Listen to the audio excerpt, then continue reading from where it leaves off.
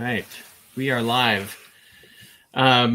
Welcome, everyone. Thanks for joining us today for Lunch with EFI. We're back with a few of our own topics here. I enjoy this because I get to say whatever I want, and it can be about whatever I want. That's usually about education, but and that's the case today for me. But I'm joined by Jason Bedrick and Matthew Ladner. So welcome, guys. Thanks for jumping in today. Thanks for having us. Yep. I'm going to start us off with our appetizer for lunch, which is it's a quote from Dr. Terry Moe. And I'm going to read through it, so bear with me. I apologize for that, but just in case someone's listening only and can't see this. He says but teachers' unions is who he's referring to. Teachers' unions are by far the most powerful groups in the local politics of American education. And they are quite successful at tilting the, quote, democratic governance of the local schools in favor of their own special interests. And a big reason is that they are beholden to powerful interest groups, especially the teachers' unions, that don't want them to make change and don't want them to lead. It is no accident, then, that school boards have been pushed aside in a number of major American cities and that mayors have stepped in. The fact is, school boards have often been weak and ineffective at bringing real improvement to local school systems. They cannot make change. They cannot lead. The reason that I pulled up this quote for today is because yesterday was election day. And a lot of school districts across the country held bond elections or bond override elections or budget elections.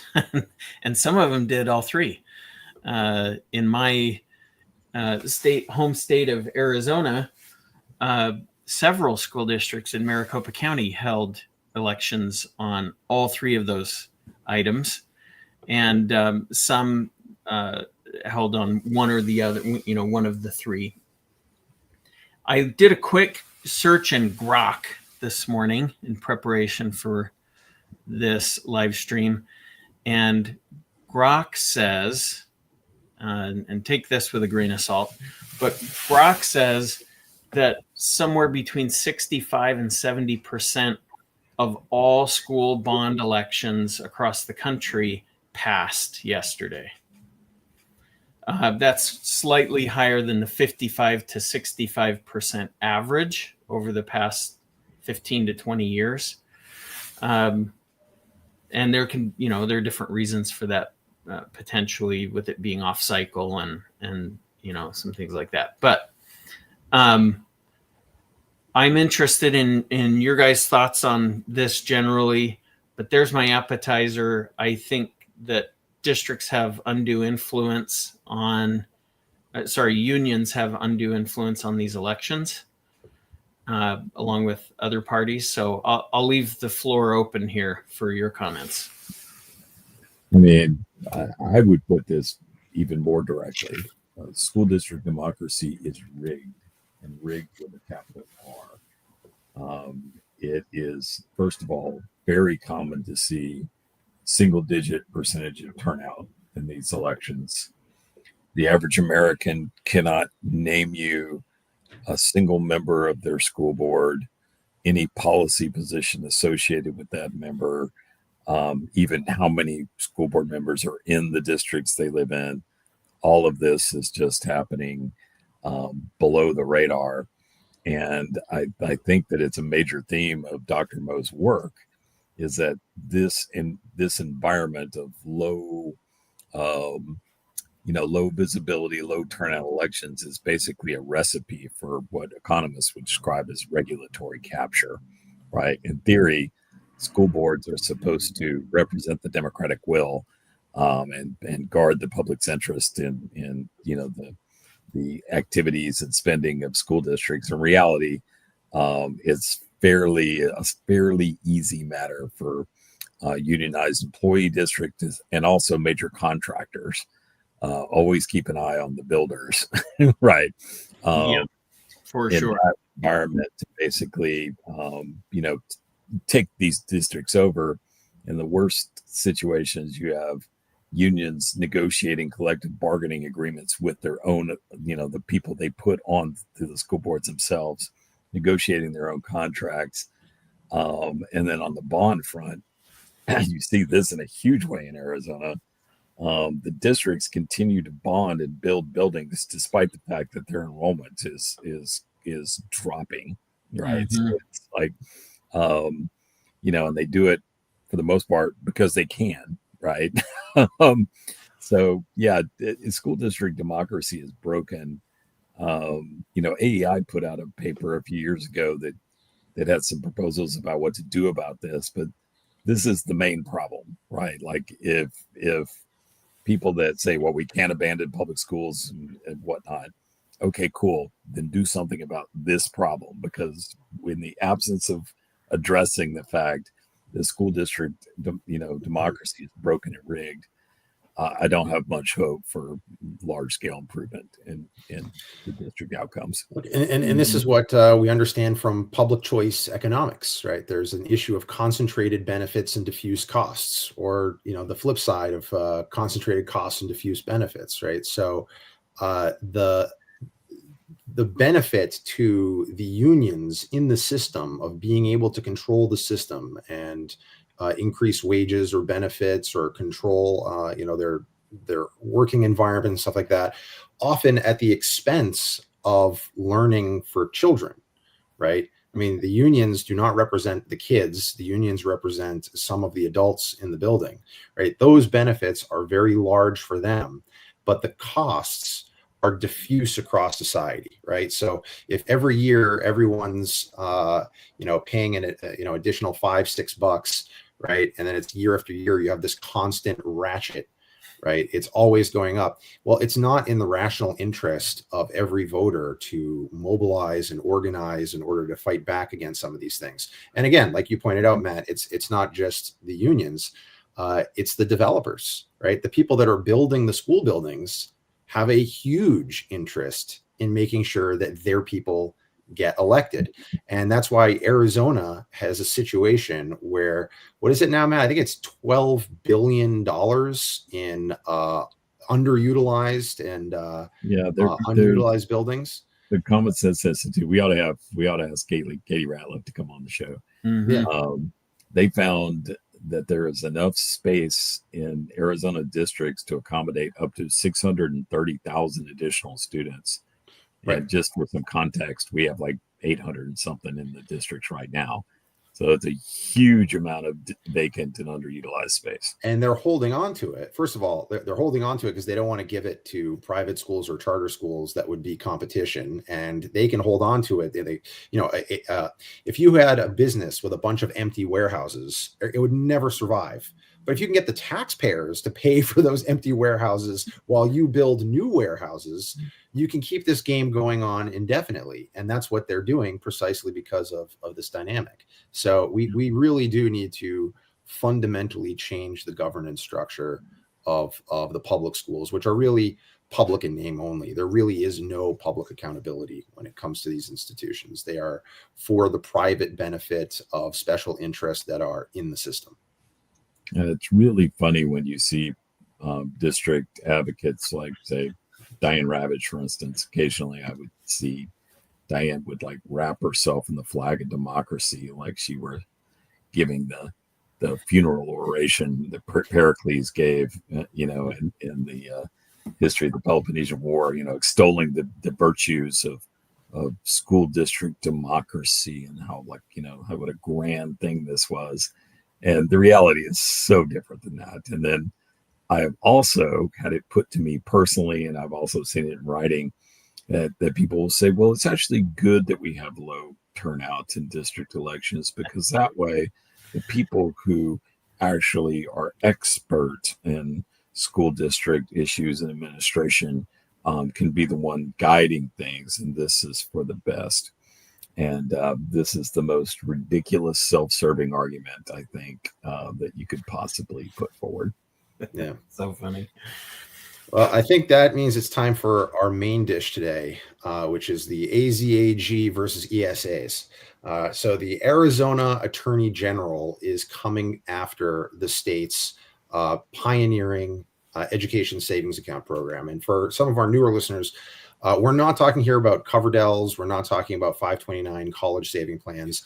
K-12 education savings accounts allow families to tap into a portion, in Arizona's case, about 90% of the state portion of per pupil funding.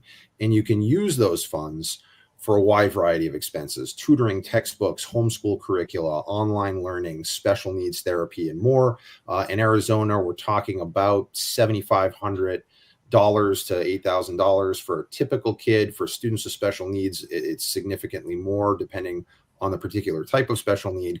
But the most important thing is that the money follows the child and empowers families to truly customize their child's education and choose schools that align with their values. The Arizona Attorney General does not like this. And so last summer, she came up with this ridiculous, a new interpretation. And how do I, Matt, can you put up the first screenshot of my overlays? I don't know how this thing works, but if it works, she came up with an entirely new interpretation of how the program is supposed to work, where she said, you know what, we believe that if you're going to be purchasing curricular materials, you need, as a parent, to provide an explanation to some government bureaucrat of what exactly you're going to be using this for, how this ties into your curriculum. So you've got a textbook, you got to give me like a paragraph explanation, how you're going to use this textbook, how you're going to use this notebook, how you're going to use a pen or some sheets of paper. And the government actually doesn't even have the authority really to make a decision of whether you're doing a good job or not with this. It's just making a headache for the parents and for the bureaucrats, because it's slowing down the process. You're throwing sand in the gears of the process. And so what we had is a wide variety of families. I did a survey last year of families that are participating in the ESA program.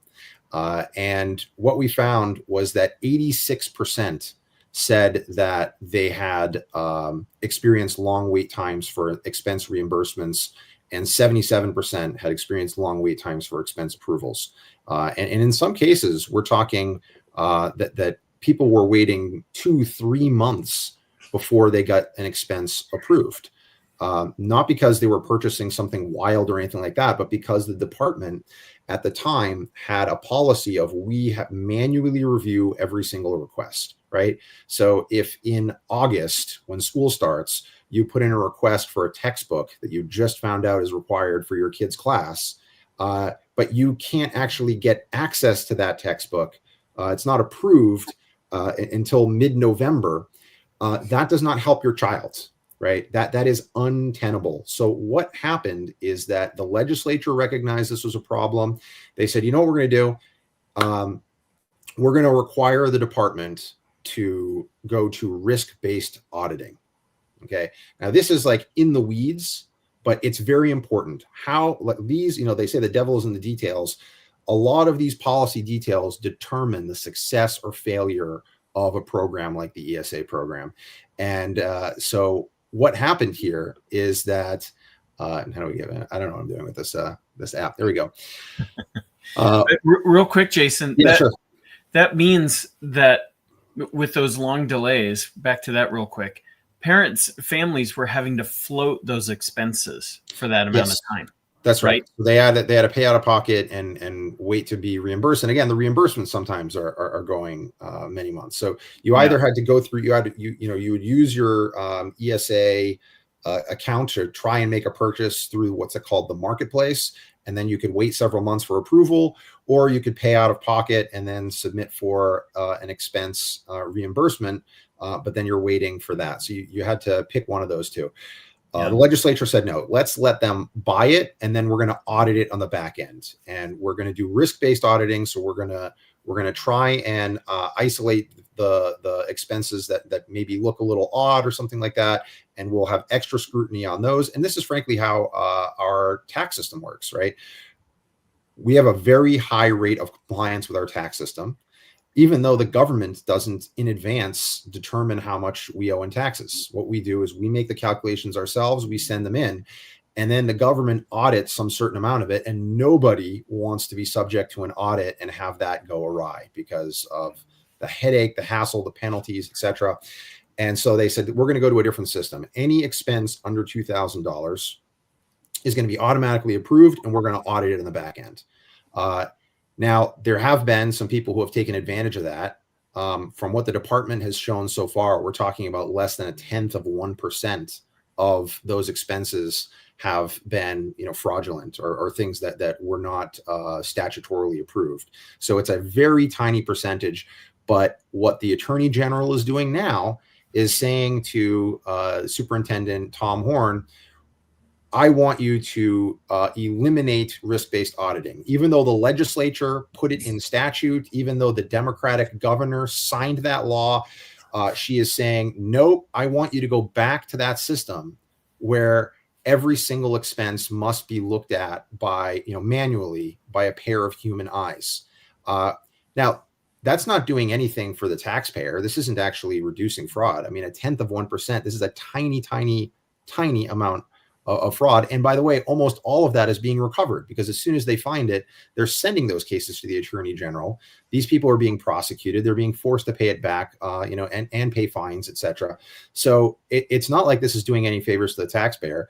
The purpose of this, very clearly, this is being used as a pretext by Attorney General Mays to make the program run worse, to make it harder for families to participate, and to discourage people from participating in the program. Mm-hmm.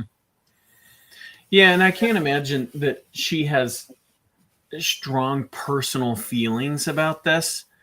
Like it would be one thing if she had campaigned on this, elect me so that I can make the, and that was her primary platform. One of her primary issues in her platform as she was campaigning.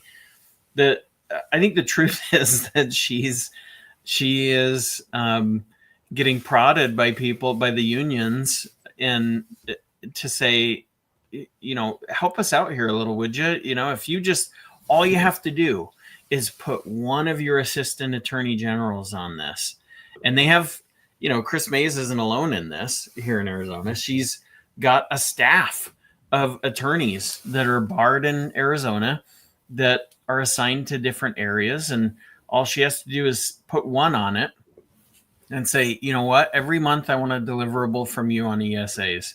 Just come to me and tell me exactly. And then she gets to get up with her microphone, as you can see here, and go out on camera and say, we're, staying strong and cracking down on cronyism and cracking down on misuse and yada, yada, yada. And she gets to make a statement about it on camera. That it's laughable, as you said, Jason, that she's spending so much time, anybody's time.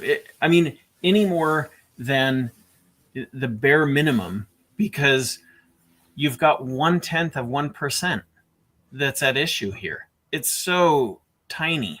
And when you compare the dollars to what's going on in the districts, it's even more laughable. Yeah.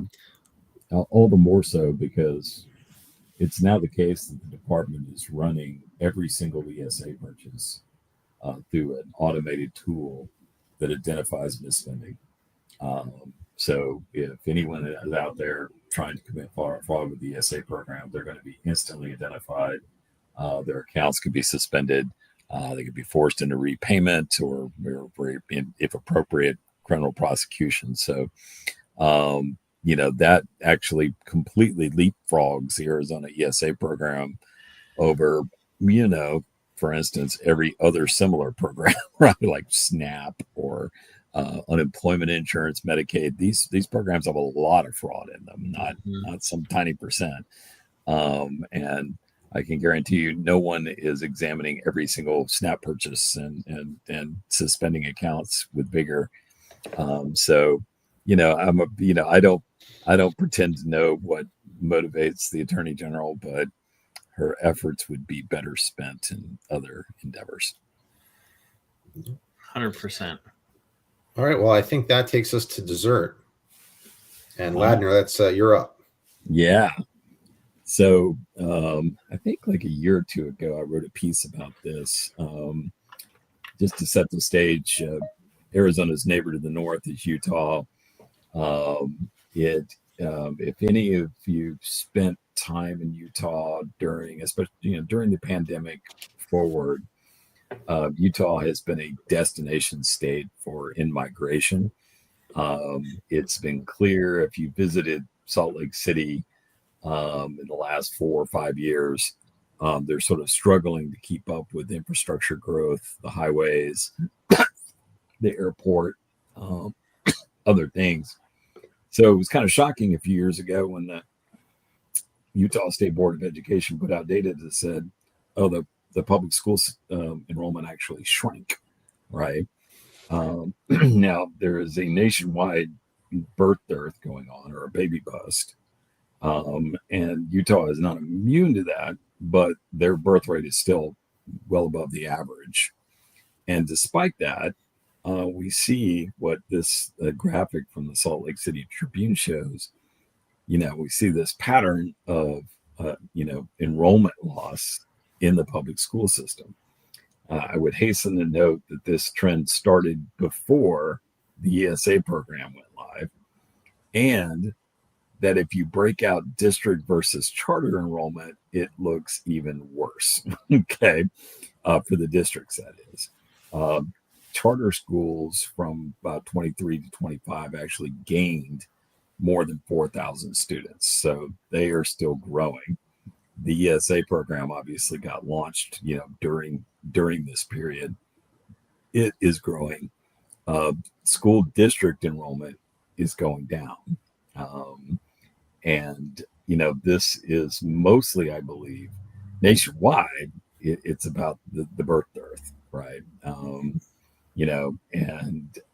But it's also, and this is something else that the Common Sense Institute of Arizona has written about. We see a similar pattern here. Part of the story here is what the Common Sense Institute of Arizona calls a preference change, because sounds so innocuous when you say it that way. Yeah, it's not quite like anti-personnel device or whatever the Nixon administration was using for euphemism for bombs, but there's been a preference change, right? And I went and plotted the number of kindergarten students in the Utah public school system, and it peaked in 2013, at least for the data that I was able to observe, and has shrunk 13% since 2013. Wow. And then I went and looked at the trend for kindergarten students in charter schools. It's up, right? So in talking to people in Utah, I kind of got this sense.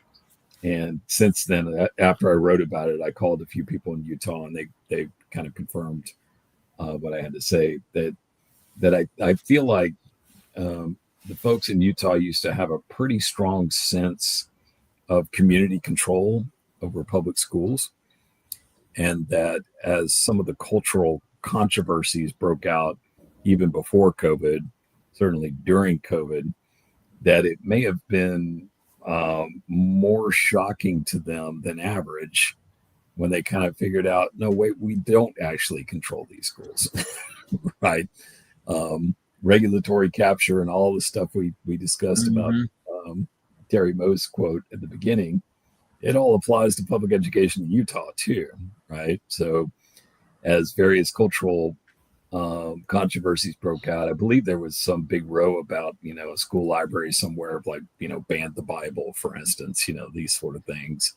I think it was probably more shocking on average to the folks in Utah that, wait, I thought these were our schools, right? And, and when they discovered that was not the case, there was sort of a pretty stronger than average, I would say, preference shift towards charter schools, private schools. Homeschooling is a huge deal in Utah. Just anecdotally, I haven't been able to examine any data on that, but it seems to be growing like wildfire.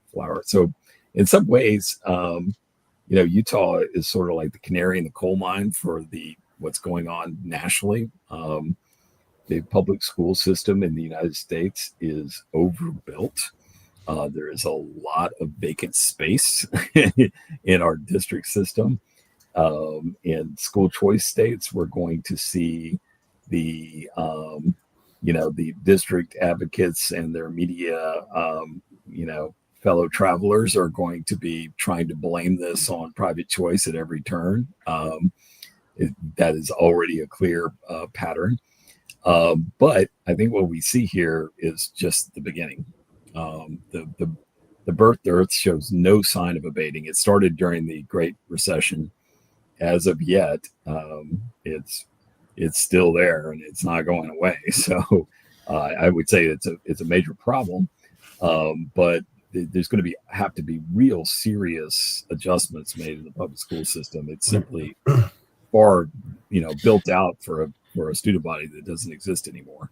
Right. And just to clarify, Utah is still a state with net in-migration, right? Wow. I mean, there's still a state that is, it might not be growing as fast as, let's say, Florida, right? But it's still a state where people are moving to, not moving out of. And it's still a state with a higher birth rate than the national average. I just looked it up, and the national average is about 10.7 births per thousand, and Utah's is 13. So 13 versus 10.7. So still a higher than average birth rate. So clearly, these kids are going somewhere else. Parents are choosing other schools.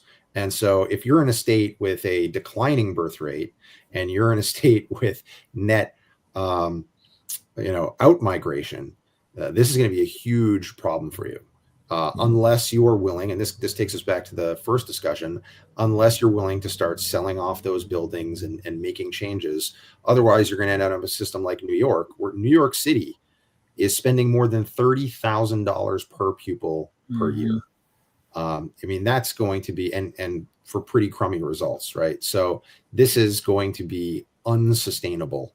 There is a major reckoning coming in the public school system that I don't see any public figure really addressing appropriately at this point. Yeah, what's interesting is that all these different, it's the perfect storm. They've got so many different issues that are popping up that are leading to the second order effect that we're talking about here. You've got the homeschooler, like in North Carolina, something north of 11% of all school-age children are homeschooled. It's one of the biggest in the country, if I remember right. It's huge, and that's been that way. There's just this culture that kind of promotes that, and they've got a big enough group there that it just perpetuates itself. You've got the birth dearth. You've got the economy. I think we have to include that here. You've got people that will not pass bonds anymore, and there's this general discouragement. I know I just said 70% passed, but you've got a persistence in certain pockets, in areas where they just cannot pass a bond to save their lives. We see that throughout different areas. Here in Arizona, Maricopa County, there are certain districts that cannot pass a bond, and it's just incredible how year after year after year that happens. So I think there are a lot of causes for it. There's some that are bigger than others, but we're seeing it everywhere. Yeah, I got asked to do a book review of Josh Cowan's book by the Journal of School Choice. So I read it, so you don't have to. Yeah. And, Jason used the term reckoning. Yes. Here's your reckoning, Josh. Yeah. By the way, we should do a whole dessert just on that book review. But at this point, I think our meal, unfortunately, is over. It's been a great intellectual meal yet again. I really appreciate you having me on again, Matt Nielsen. Good to have you on as well, Matt Ladner. But I think we've got to call it a day. Yep. It's that time. Thank you, guys. Appreciate it.